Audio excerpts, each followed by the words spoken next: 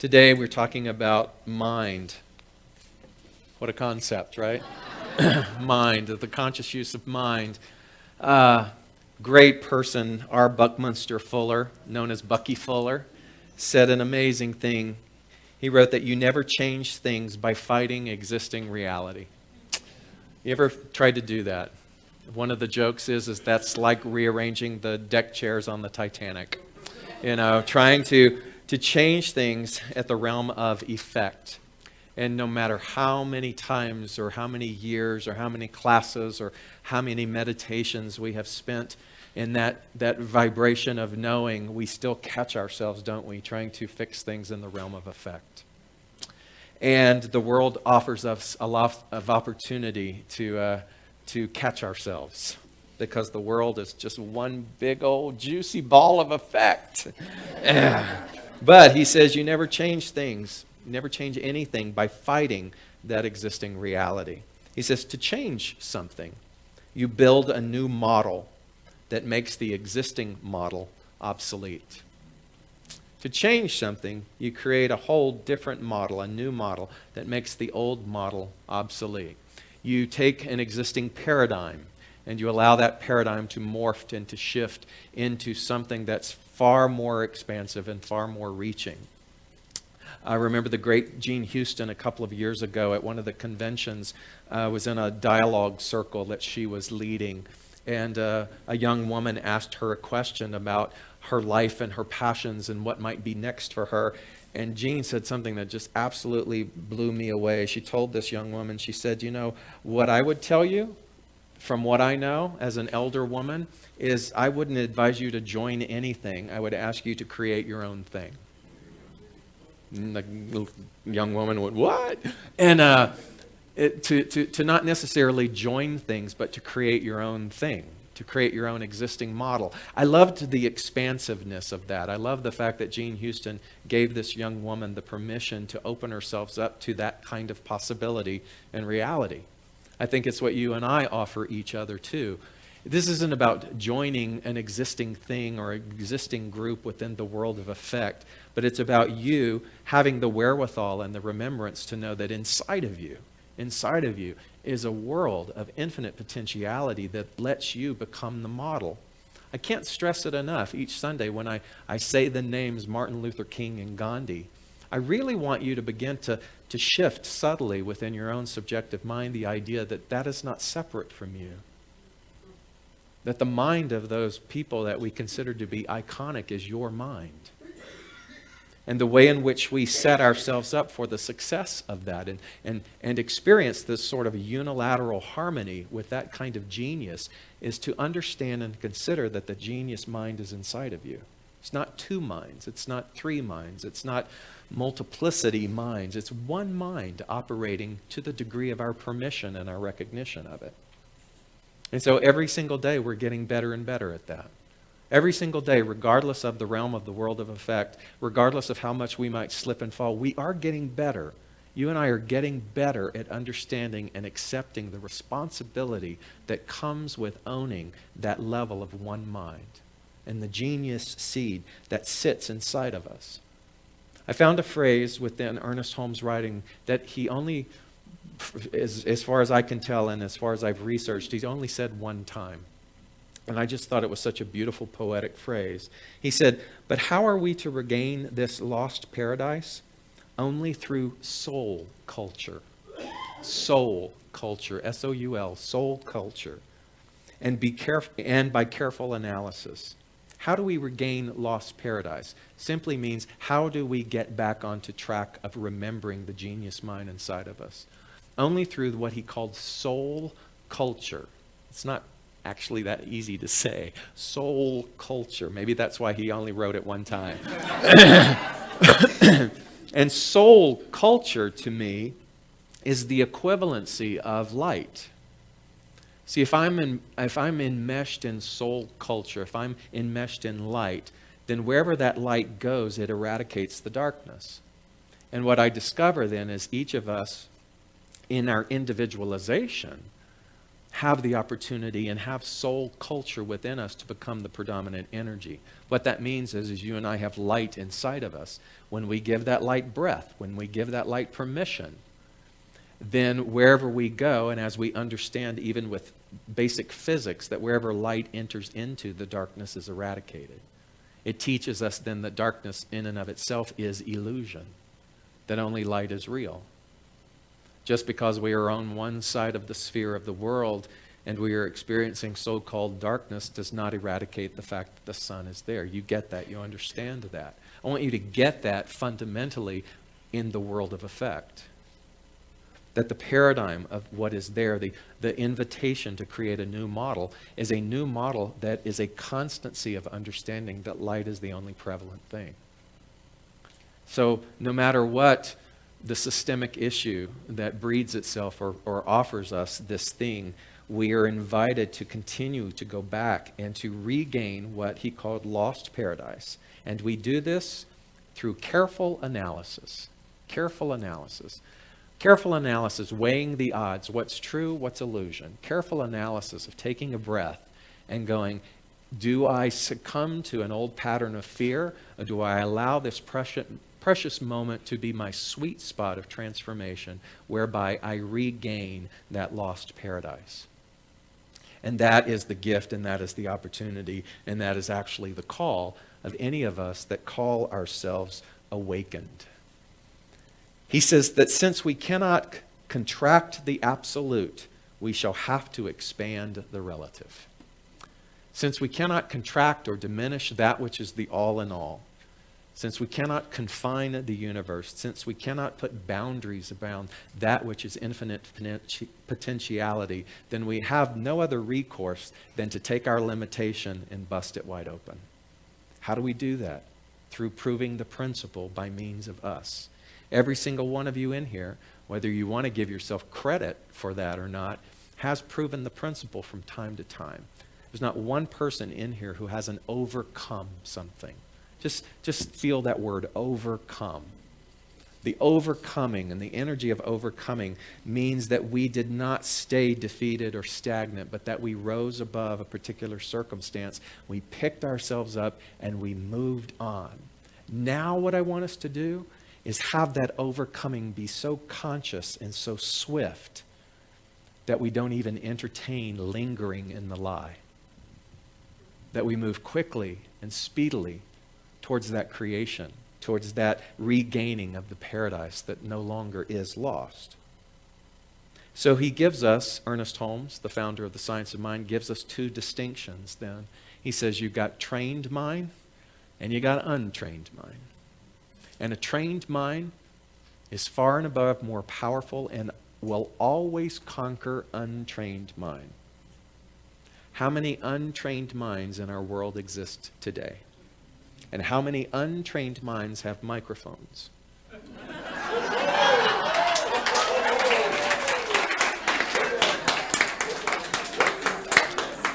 But what did he say? Am I talking about myself? At times. At times. But trained mind will always override untrained mind. How can we say that? Trained mind, then, is the equivalency of light. Untrained mind is the illusional waters of darkness. You cannot have the prevalent energy of the untrained mind conquer that which is light, because it's just not feasible. Think about this. The power of one conscious thought can eradicate countless other negative thoughts. One conscious thought. One conscious thought. One thought that says, wait a minute. My reality is rooted in the one mind. How in the world can I sit and accept in this lingering of the lie the fact that there's not enough? So the one conscious thought will, like the ultimate Swiffer vacuum, go in and just sweep that stuff away. Because you cannot have the compatibility of that which is light and dark. Light is always the overriding principle. Trained thought is far more powerful than untrained, and the one who gives conscious power to their thought should be more careful about what they think than the one who does not. Exactly. Trained thought is far more powerful than untrained thought, and those who are trained should be more careful as to what they think than the one who does not. What does that mean? That means, like I've said many times, that once you step foot on the conscious path, once you proclaim yourself to be a bearer of light, once you decide that you are going to be a change agent or go upon this path of truth, we give up the right to be numb. We give up the right to have an all-succumbing allegiance to the darkness because, as we've said before, our knowing is better. And so I want to begin to look at that. I want to look at the subtlety of that and how sometimes, without even realizing it, we are sabotaging that light. So, for example, many times when we have had this collective world of experience, without even realizing it, we continue to tell the story of that experience, and we give it the same dynamic and the same level of energy as when we were having it, without realizing that our story has a beginning and a middle and no end. And so when we understand the dynamic of that, we want to then become very careful and very conscious of the telling of the old story. Because subtly, sometimes, if we continue to identify with that in such a way, without realizing it, we are still labeling ourselves as that. Did you follow what I meant by that? So, whatever you put behind the I am still perpetuates itself energetically in becoming a reality for ourselves. So when I'm telling you the story about growing up in poverty, I want to be careful not to continue to tell that and embellish that in such a way that it becomes a part of my I am. I want to realize the fact that not only was that a pivotal and a valuable benchmark for my progression, but at some point I want to tire of telling that story. I tell the story of physical abuse, of sexual abuse, of all of the things that come from mass dysfunction. I use it, could have used it, may use it as a teaching tool, but I must become careful of the fact that if I continue repeating that story energetically, I place that after the words I am, then do you not see that the energy of that continues to be residue within where I want to go? That's what Ernest Holmes is saying when he said that you and I then must become more careful with regards to what it is that we label and define ourselves to be. And so, yes, we have challenges, and yes, we have all come from challenges, and yes, there have been dramatic things. And what I love about this, and what I want you to hear, and what I was so grateful for Janet to be willing to share her experience, because we misinterpret this teaching so often by thinking then that that means that we have to bury our head in the sand and not feel our feelings. But you see, if you don't feel your feelings, if you do not complete the round of feeling within you, then that's the residue that will continue to live on with you, even though you think you have overcome it. I hope you got that. If I do not completely feel my sorrow with regards to that particular event, then the residue of that sorrow will continue to come with me, even though I'm trying to fake it till I make it. I won't make it because the fake it part is still clinging on like barnacles on the side of a ship. I must go back and I must cleanse myself, and I must allow myself to purge that and to become accustomed to understanding that as mind, I know that all emotion and all feeling must come from that which is the divine. How dare I think that one emotion is perfect and acceptable and appropriate where another emotion is not? That's like saying then that only one season is valid, when there is a genius in regards to all of that. For everything there is a season. There was a memorial here yesterday, and I was reading the passage from the book of Ecclesiastes that says there is a time to mourn, and there is a time to laugh, and there is a season for all things. There is a time to gather, and there's a time to stop gathering. There is a time to open up and to receive, and there's a time to set aside and to let go. And you see, all of those varying polarities are valuable for you and I. And if I have become accustomed to denying all of the full range of the gifts of that which intelligence, that which God, that which source, that which the divine has given me, if I deny any of those things, I cannot help but take what I have denied into the next realm with me of experience.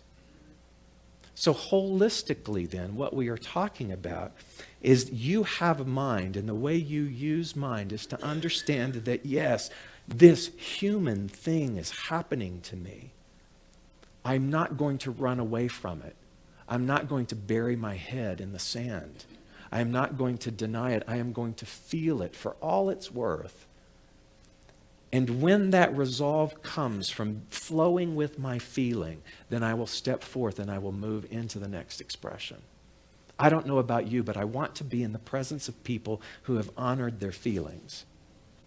Because if I go to listen to them, or I study with them, or I sit at their feet because I want to learn, I want to understand, I can feel the authenticity that comes from them. I don't want to go to something that has a plastic smile on it, that has no rooted value in that. Because the tears of that person and the scars that they have are going to tell a story that is so dynamic. But what's so beautiful is they don't even realize that the scars are there anymore, because they have transcended into that place of great beauty and great love and great understanding. All of you, I'm sure, are familiar with Viktor Frankl. The man who, the genius, the author, he wrote Man's Search for Meaning, thank you, whose whole entire existence and family experienced the concentration camps. And he says, when we are no longer able to change a situation, we are challenged to change ourselves. Everything can be taken from a man but one thing, the last of the human freedoms, to choose one's attitude in any given set of circumstances and to choose one's own way. He said in that concentration camp experience, what he discovered, and I love this, what he discovered is that there's really only two races of people. He said they are the decent and the unprincipled. Now think about what we talked about early, the light and the dark. There's only two races of people, the yin and the yang, the dark and the light. And you and I are decent most of the time. And guess what? We are also what? Unprincipled. And so when we are unprincipled, or when we see unprincipled activity, what is it ours to do? Is it to cave and to retaliate? Or is it to understand and know that therefore by the grace of God go I? At this memorial yesterday, 5 of the Sound of Light choir came, and they sang for this woman. They have this song called Oyaheya, which is a call to God. And the family was sitting on the front row, and the family was nothing with regards to understanding this principle. And as the ensemble was singing Oyaheya, one of the people in the family was just looking at them very strangely. And she commented, and she said, I don't know what you're singing. I thought you were singing, oh, we hate you. Oh, we hate you. And you start to see that we will hear what it is, whatever we want to hear. They're singing, Oyaheya, and she's sitting there going, oh, we hate you. And she's like really uncomfortable. And I think that that's indicative of what it is that we experience, is we only can perceive and can only hear where we are in consciousness. And so I want to call to you today to realize that within the power of your mind, it is our opportunity to then hear, to perceive, and to be that which is the clarion call of consciousness on this planet. And to understand and to have faith and to know that the darkness can never override the light. Can never override the light. I believe we do that best in community. I mean, just look around this room, it's packed. And what that teaches me and what that tells me is that we are hungry, and we are never void of hunger. Because we are never at the finish line, because there is no finish line. So we will continue, and we will continue, and we will continue to partake of spiritual food, because it is necessary for our path. It was actually Viktor Frankl who coined the term Sunday neuroses. It's not what you think it is.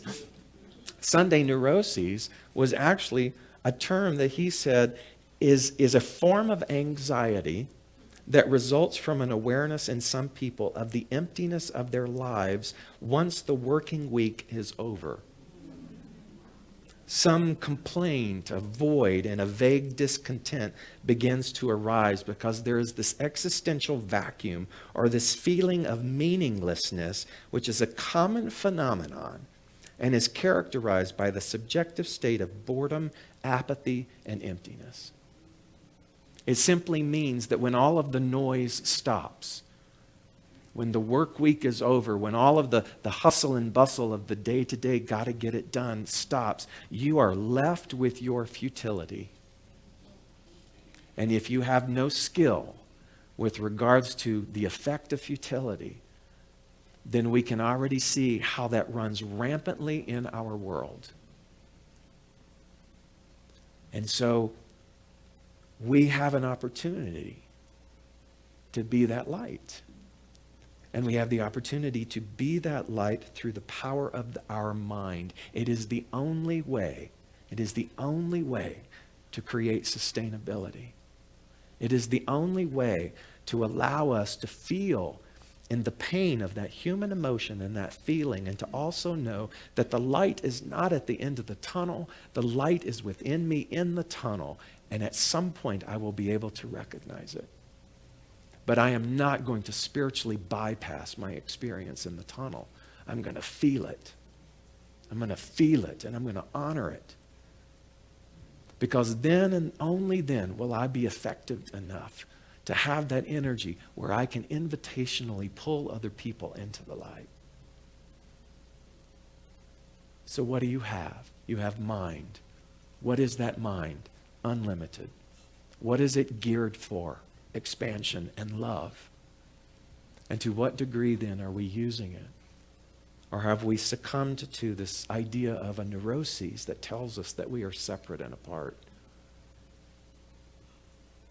All you need do is look around you and be willing to open your heart. And that which is the receptive and resonant energy that matches you will show up every single time. You must take this Sunday experience into your world. You and I must be the ripple effect of that. And we must know, come what may, that the light cannot be dimmed. And so it is. Hi, I'm David Ault, and I simply want to say thanks. Thanks for taking the time to watch our broadcast here at Spiritual Living Center of Atlanta. We have a vision, and that vision is to reawaken all to their spiritual magnificence. And one of the ways that we are able to do that is through this very medium of broadcasting. So if you got anything out of this, if you felt in any way inspired, or if something spoke to you directly, then I extend an invitation to you to become a part of our family by donating. And there are many ways in order for you to be able to do that. One is to simply go to our website at slca.com And there you will find all different kinds of prompts that will help you support what it is that we are doing here in Atlanta. One way is to become a pledger. That means that you decide on a monthly basis that you are going to help us with this vision. Another way is to donate through our management system called Fellowship One, another through PayPal, and another even easier way is on your cell phone. You can do what's called text to tithe, and that number is 404-796-7030. Again, thank you so much for your support, and I invite you to come back weekly to see what it is that we're up to. Blessings.